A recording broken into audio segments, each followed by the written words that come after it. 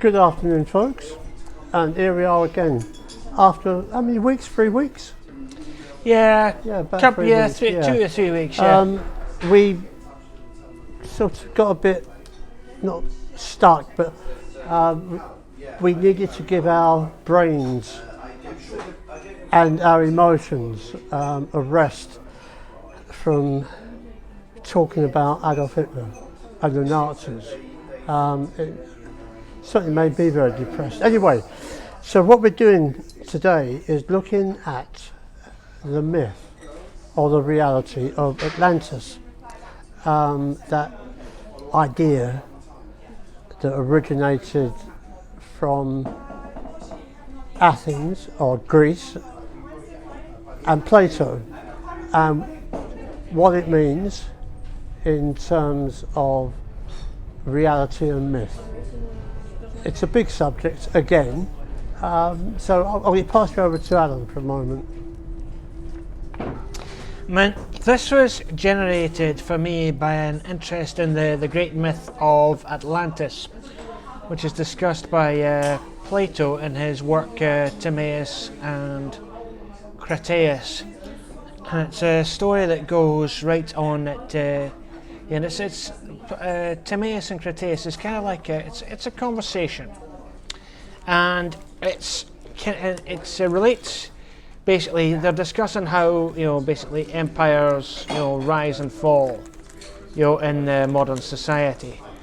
It's a fascinating work, fascinating thing to read about and discuss. And for me, this was stimulated long time ago by a computer game that I once read. I once played Indiana Jones and the Fate of Atlantis, and the whole Atlantis myth. The idea of a once great civilization that fell, but beneath the waves, that was sunk by a natural disaster or maybe an unnatural disaster. This has captured people's imaginations for aeons. But the basic story is that it goes a little something. Goes a little something like this.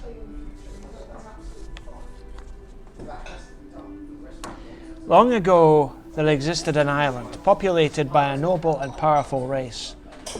This beautiful palace was the domain of Poseidon, god of the sea, who had fallen in love with a mortal woman, Plato. He created a magnificent palace for her at the center of the island. The people of this land possessed great wealth thanks to the abundant natural resources of the island, which was also a center for trade and commerce. The rulers held sway not just over their own people, but over the Mediterranean, Europe, and North Africa. For generations, the people of the islands led a noble and unselfish life. They prospered using their skill in copper and precious metals. But slowly corrupted by avarice and greed, they changed. They decided to use their powerful navy to invade Greece and Egypt. Zeus noticed their immorality. He sent a huge wave. This drowned Atlantis, which vanished forever in a sea of mud. Greece was saved. That's the story as it appears in Plato. And I've been so fascinated by the idea of this great myth. I've created a piece. I created a piece on Atlantis, a poem, which first a sample of which I'm going to read you today. But I did my research not just from the original game that that I played and absorbed as a child, but also I looked at other sources. The Assassin's Creed, but also books such as the Lost Empire of Atlantis by Gavin Menzies, and there was another one. The Atlantis and the Ice Age. The Atlantis, the Coming Ice Age by Frank Joseph. So these books, these sources were kind of like the basis for my research and my reading, which I did into this book, into this into this subject. And they're kind of like the two ways of looking at Atlantis. I mean, you can translate it literally. I mean, a lot of people, think that Atlantis was actually, the tale of Atlantis was actually based on a true story. And some historians believe that it was likely based on the story of the island of Thera, which was the victim, the island, was, and its population, they were a victim of a huge volcanic explosion at the center of the island, which completely wiped out the land and wiped out its natural resources for generations to come. And Thera itself, it was, as Atlantis was described as, a great, an island and a trading port with connections and commerce, and it had a huge navy, and it was just the real story, as it was. It's this kind of fascinating tale, and an almost classic tale, if you will, of a great civilization brought low by a natural disaster. I think over time, though, especially after Plato's version of it, I think there's been various embellishments onto the original legend, and for me, I think the myths are actually very interesting, in the sense that they can be interpreted to kind of suit modern concerns. I mean, I just want to just talk about the embellishments, some significant embellishments here. I mean, one significant one was that the Atlanteans developed a metal called orichalcum, which was a kind of a copper alloy. And this copper alloy, and it was kind of like the source of their wealth, and indeed the source of their technology. And in some versions of the myth, orichalcum generates electricity, so it's a very potent natural resource. And it's and I think and it's kind of this, and using this as a kind of a basis for the Atlanteans' rise to power in the story, and eventual conquest of other nations, and the basic obsession, the eventual divorce of nature by this of this industrialized society from this divorce from nature of this industrialized society, and particularly its rulers, who become obsessed with immortality. And I'll just explain that. I'm going to read out the version of the poem that I've got so far, and then Alfie will talk a little bit more about the Greeks, about Homer, and how this was all interpreted by Plato. And the prologue goes like this. Prologue. My name is Peter Foster. I'm an archaeologist. My team and I were on a dig in the middle of southern England, excavating the remains of Argos, the first city of Albion, built by the survivors of a drowned world, the survivors of Atlantis. In the caves underneath the city, we found a relic, a bronze mask. This was the mask of Ahasis, priestess of Atlantis, the priestess who saw before anyone else what would befall her civilization. She saw the fate of Atlantis. Ahasis was long dead, but her mask contained the essence of everything she was, her memories, her experiences. The mask came to life as I touched it. Light shone through each eyelet. The mask became a face, then came a head, and then a body, until standing before me was Ahasis. She spoke, and to my surprise, to my horror, I found I understood her. This is what she said to me. This is her story. Ahasis speaks. Atlantis, an island at the center of the world, an island that gave birth to a people who mastered the resources of their land to create a civilization that's lasted for millennia, for aeons.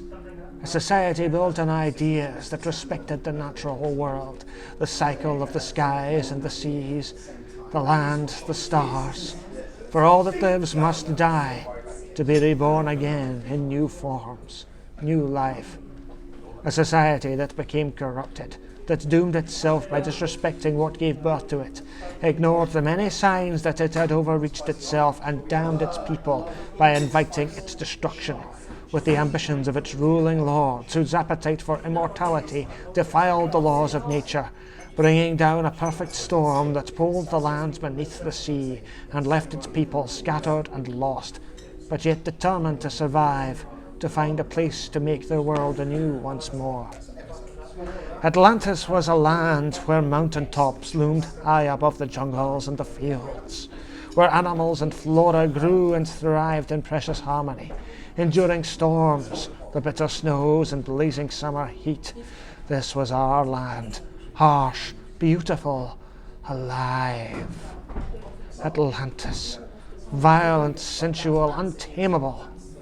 To prosper, my ancestral forebears formed the first Atlantean community, uniting all the farmers and their tribes by showing all of them that their survival depended on each other and on nature. Gaia, the mother of the earth, caring, nurturing, protecting all things that lived, the ancient force, the thread connecting us, Gaia, nature, was the one my people worshipped and adored when we had grown from brawling mambols into beings that worked and farmed the fertile land we lived on since we crawled ashore as exiles from the seas. Our love and respect for Gaia, she who always watched over us, whose power and essence thrived in every living thing. To honor nature was to honor life. This was the core of our society, where nature and religion were as one. Orichalcum. This changed everything. Beneath our land was stored a mineral whose happenstance discovery would lead Atlantis to become a violent empire, an empire that would leave this world in flames. Our culture and technology evolved. We dug beneath the surface of the land and combed the soil for minerals and ore, constructing pits and mines deep underground, where we discovered orichalcum, a golden red metal that shone like flame. That's what we've got so far. And of course, I'm continue the piece from there, the rise and eventual fall of Atlantean civilization. And yeah, I think it's quite relevant to today, the way we're kind of just coming out of a worldwide pandemic, but we're facing a huge climate crisis. So I think the story of Atlantis, in whatever form you take it, if you take it in its kind of literal historical form or its more mythical form, I think it's still highly relevant, and I think it's a story that should be told and retold, for generations to come. It's just a reminder of the connectedness between us as human beings and the world around us. Alfie. Yes, well, how do I follow that one? Basically what I've been looking at is the question, why did Plato talk about this particular society, this world? Plato was a very political philosopher, and he lived in a very political time for Greece, and a very, very political time for Athens. There is a reason why Plato developed this idea on what began as the perfect society and its eventual decline and eventual destruction. Now, before Plato, Atlantis didn't exist in the terms that Plato was writing about. So I began to look at this and sort of think, well, what was he writing about? Now, he was born in Athens in a very, very powerful time, a very challenging time. and also politically a very exciting time. Athens was once, let's look at Greece.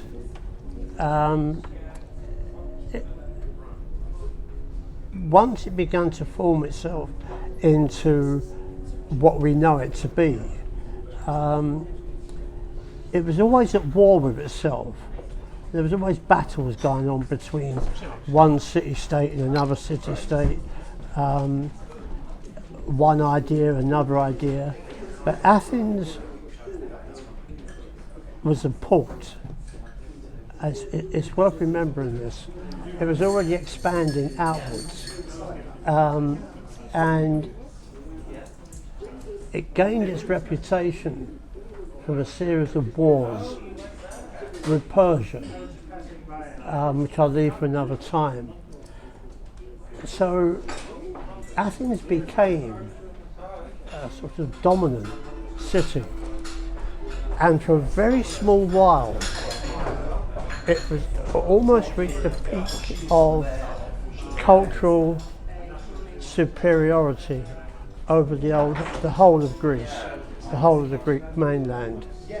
And for 50 years it was a dominant power within the Aegean world. It had defeated Persia, or it defeated the Persian invasions with some help from Sparta and Coronea and Thebes. But it was Athens where suddenly this spark of idealism took root. It was the first, how can you say, flowering of democracy. And it developed an amazing artistic view of the world, which is dominated by the apocalypse, and its sculpture, its theatre, its thinking. It was the place to be. It was like the golden wonder. It was like, oh, we must go to Athens because this is where it's all happening. It was the poster boy of that period of the ancient world. And one of the top stars of the ancient world in Athens was an individual who was a philosopher who never wrote anything down. And that philosopher was Socrates, who had a massive influence on Plato. Now, Socrates lived through a tremendous war that developed between Sparta, which was an up and coming power, and itself, Athens. And it's a very complex set of relationships that made this conflict happen. It is quite complex. So I don't really want to go into it now, maybe at another time. But anyway, out of that war, some tremendous characters were developed. One of them, Lysander, the Spartan general, who eventually defeated the Athenians and humiliated Athens by ensuring that Athens would never ever have a fleet again. That was all part of the peace process. It didn't destroy the city of Athens, but it ensured that the walls surrounding Athens would be pulled down. So Athens was reduced to a third-rate power, and it never ever reached the heights of its own achievements in the past. Now, Athens brought this decline upon itself in many ways. And one of them was through an amazing character called Alcibiades. Alcibiades was an aristocrat It was a bit of a spoilt brat actually, who was meant to be wonderfully, beautifully looking. He was a pupil of Socrates, and he was a pupil of various other historians. But Alcibiades' character, I would argue, was the undoing of Athenian power. He was overambitious. He did not like other people telling him what to do, and the Athenians loved him. And in the course of the war with Sparta, Alcibiades decided that Athens should attack Syracuse for whatever reason. And the Athenians, because they loved Alcibiades, agreed with this and raised this massive great army and mercenaries as well to attack Syracuse. And on the way to the island, the Athenians realised that Alcibiades had desecrated a whole lot of religious statues, and they called him back to put him on trial. Now, this even gets complicated because Alcibiades didn't go back to Athens. Remember, Athens is in war with Sparta. Alcibiades decided to change sides and go over to Sparta. In the meantime, the Athenians got routed completely on the island of Syracuse, absolutely demolished. I mean, you know, they lost like about 25,000 men enslaved, and not many returned. So this was the beginning of the undoing of the image of Athens, and they brought about, you know, their own decline. So is or was Plato actually talking about Atlantis as representing the ideal state, which for 50 years was Athens, and its eventual decline? That I don't. Well, I'm inclined to think that was it. It was that decline of Athens that inspired Plato to develop his arguments around statehood, around politics, and around art. And in terms of Atlantis, he brought in this mythologized vision of self-destruction. How was that? Quick one. But we must also go back, I think, and look at Homer and the collapse, the total collapse of another world, which was the Bronze Age. Alan, do you want to take over for a moment? I'll come back to that in a moment. We're talking about,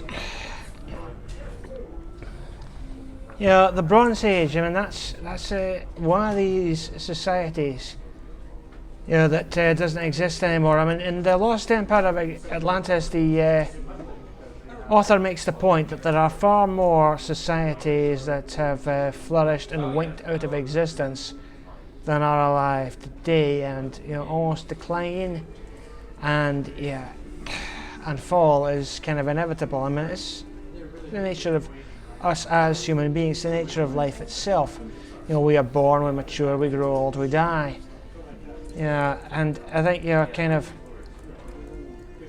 to deny that, you know, reality is ironically to invite destruction, because it's only by respect for the natural laws of life and death that society is able to renew and replenish itself. That this planet is able to renew and replenish itself. I mean, you try and sustain one life or one way of life for too long at the expense of the world that supported it, well, you're headed for disaster, which I think is something that the Athenians realised, and something that certainly, the people who've come to know as the Atlanteans, the Mycenaeans, the ones on Thera, I think they realise this in their way, and it's what we're realising now, because the imminent threat to our way of life that we have created through it.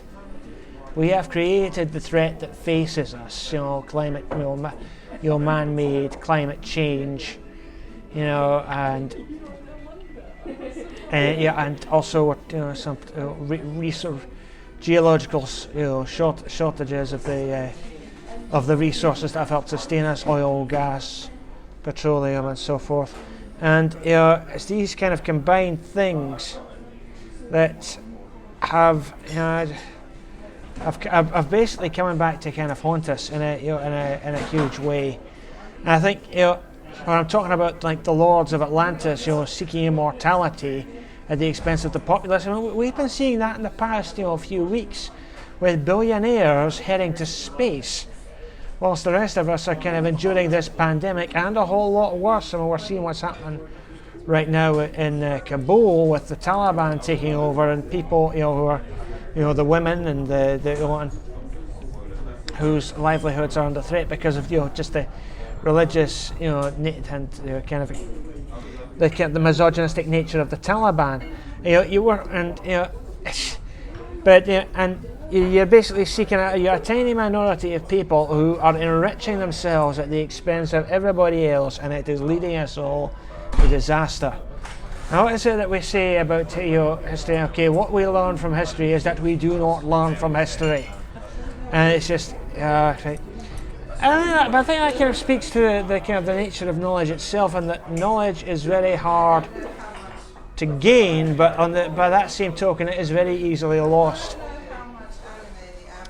And I'm not just I'm speaking kind of broadly in the society, and the ones who are most affected by this, the scenario that we face, and the ones who have been affected by societal collapse in the past, are the people least able to do anything about it, and the ones who are capable of doing something about it aren't doing anything because they're too preoccupied with enriching themselves.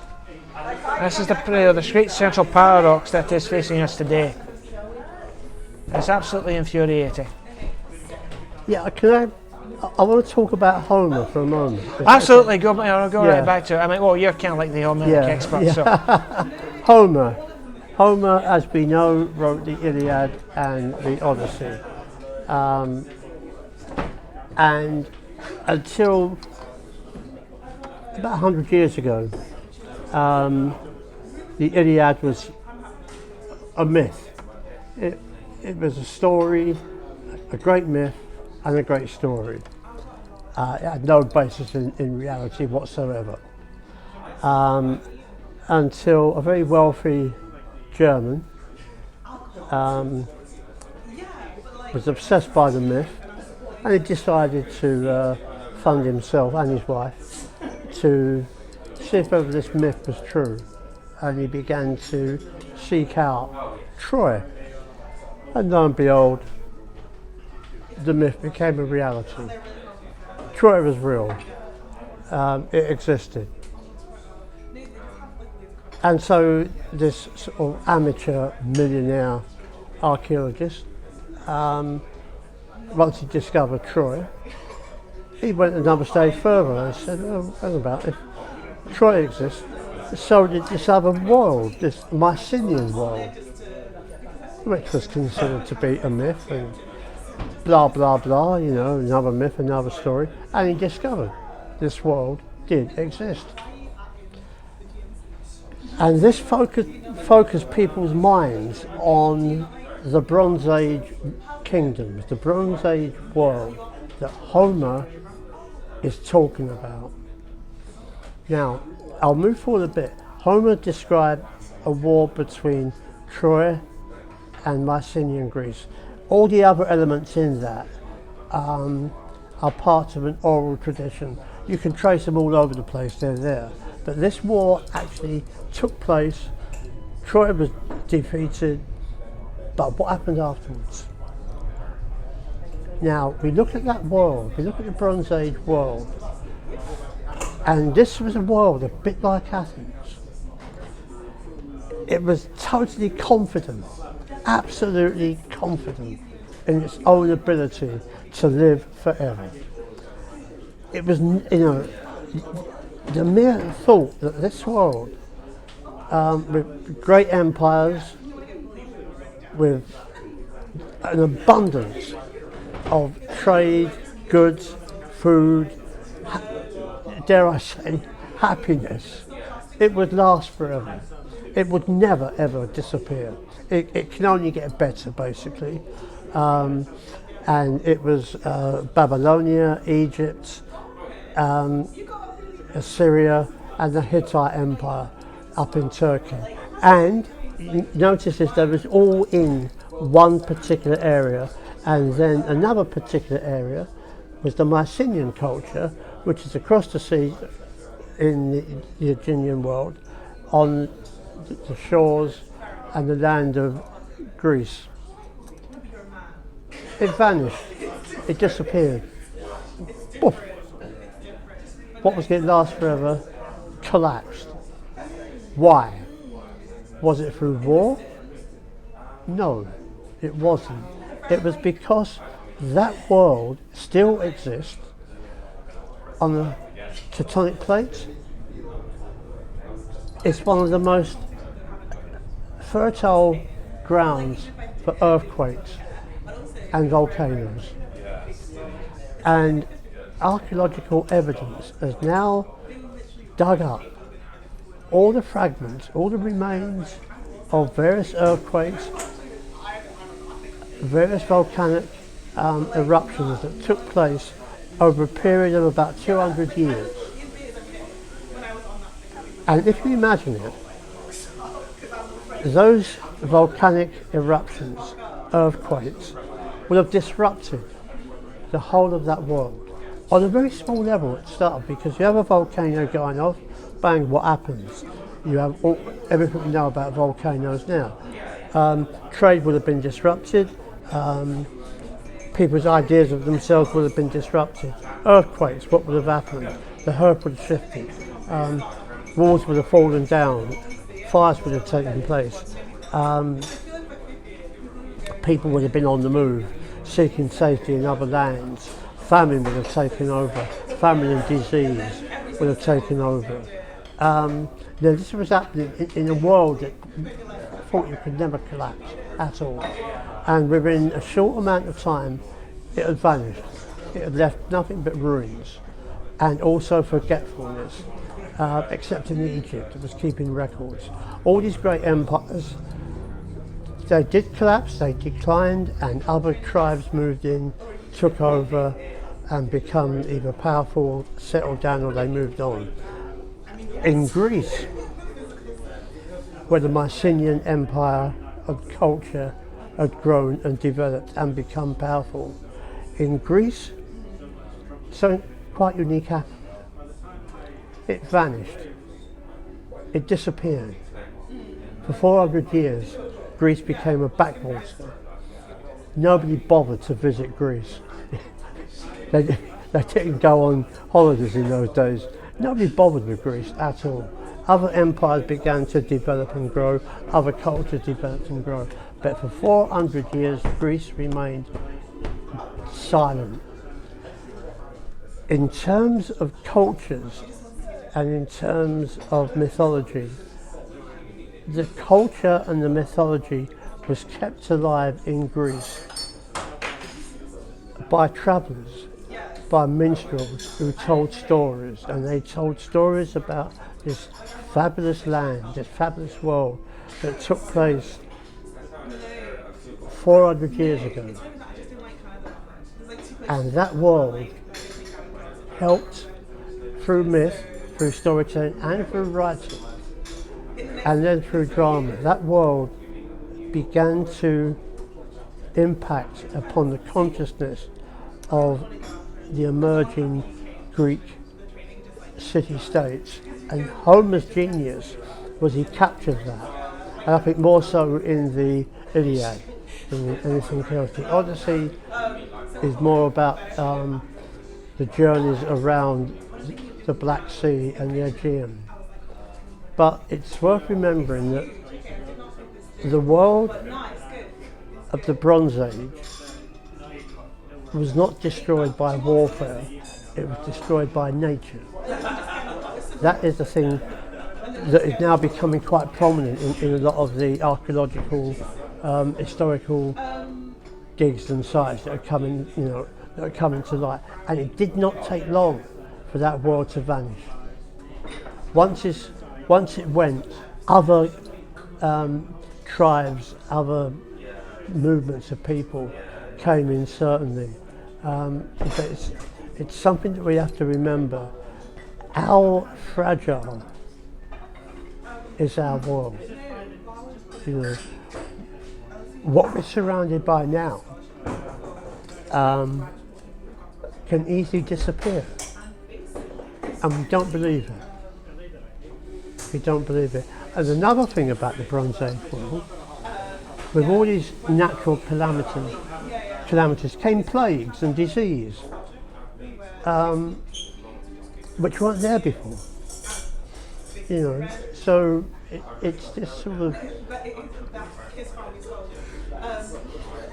I think this is what Plato was touching upon when he got to the Atlantis. In all these writings, Atlantis stands out as something quite, as a warning. I think Plato was writing about a warning. He was coming to terms with what had happened to all his ideas and what have you. He was trying to find the perfect states, the perfect city-states, the perfect republic.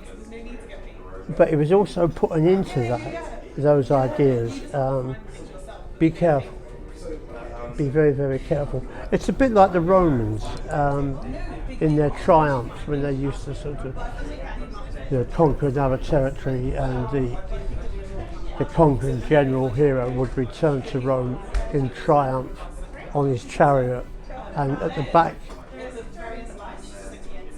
of the conquering hero would be a slave who would whisper into the ear of the conquering hero, "Be aware, you are only a man. Be aware, you are only a man." So it was a warning to the conquering hero not to think he was a god. So the ancients had some good things going for them about overstretching, over empowering themselves at the expense of their original ideas.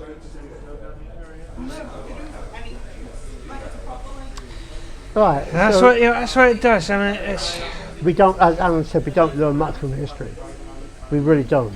No, I mean, it's kind of ironic. The people running the country are the most educated, but they've not blooming learned anything.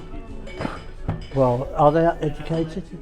They've gone to private school. They know about the classics. They know Latin. They know lots of obscure languages. But it's interesting. Very interesting. Thank you, haven't you?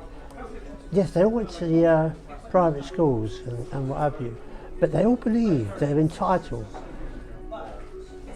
There's that famous picture of Boris Johnson, David Cameron, and the like. They've all got entitlements, and I think we're living through a period in this country of corruption. Look what happened to Cameron. Look what is happening to him now. Look what's happening with Johnson. He's getting, all his mates are getting top jobs, and they are all multi-millionaires.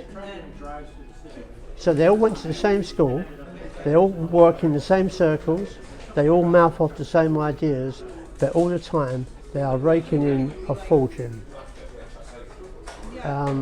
So as you say, we don't learn anything from history. And neither do our storytellers. Alan, Ozymandias. Eh? Ozymandias. Oh yes, Percy Bysshe Shelley. Yeah. I remember that poem. If I see if I can recite it now. I mean, it encapsulates perfectly what we've been discussing. For the past half hour or so. It goes like this. I met a traveller from an antique land who said, two vast and trunkless legs of stone stand in the desert. Near them in the sand, half sunk, a shattered visage lies, whose frown and wrinkled lip and sneer of cold command tell that its sculptor well those passions red which yet survive, stamped on these lifeless things. The hands that mocked them, and the heart that fed, and on the pedestal these words appear: My name is Ozymandias, King of Kings. Look upon my works, ye mighty, and despair. Nothing beside remains. Round the decay of that colossal wreck, boundless and bare, the lone level sands stretch far away. Hello, sir. And Ozymandias is based upon an image of Ramesses II, Right, which is in the British Museum. we better go check that out at some point, yeah. Yeah.